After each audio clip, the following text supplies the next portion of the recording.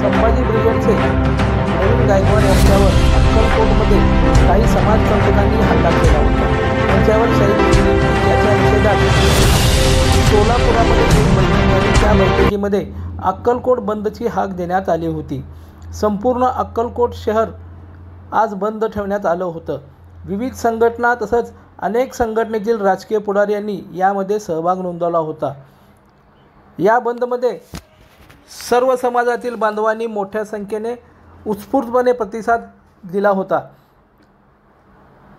सकाळी हा मोर्चा निघाला, तसंच शहरातील विविध मार्गावरून फेरी काढण्यात आली। व्यापाऱ्यांनीही आपली दुकाने बंद ठेवून यास उत्स्फूर्त आता प्रतिसाद दिला होता। शिवसेना जिल्हा प्रमुख अमोल बापू शिंदे, राजन भाऊ जाधव, माऊली पवार यांच्यासह अनेक पदाधिकारी या मोर्चामध्ये सहभागी झाले होते। शांततेमध्ये हा मोर्चा निघाला। अक्कलकोटमध्ये 2 वाजेपर्यंत बंद पुकारण्यात आला होता, परंतु अक्कलकोटमधील व्यापाऱ्यांनीच दिवसभर बंद ठेवण्याची विनंती केली आणि सर्वांनी आपली दुकाने बंद ठेवून मोर्चास उदंड असा प्रतिसाद दिला।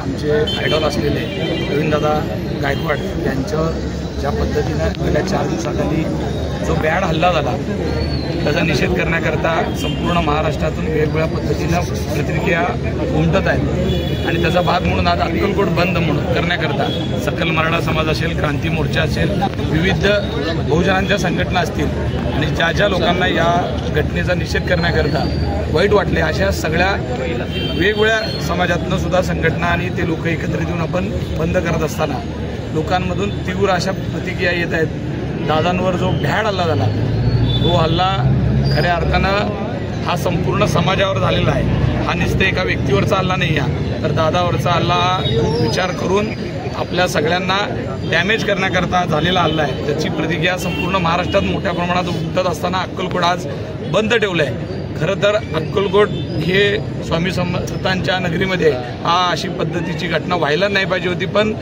दुर्दैवाने जी घटना घडली, ॲक्सिडेंटली जी झाल्यानंतर जी रिॲक्शन लोकांमध्ये आहे ते प्रचंड तीव्र आहेत आणि मला आता एवढंच सांगायचं आहे की आता बहुजनांना एकत्र आल्याशिवाय कुठलीही म्हणजे पर्याय राहिलेला नाही आहे। त्यामुळं आपण आता मनगट आणि मस्तक या सगळ्या गोष्टींना एकत्र येणं गरजेचं आहे।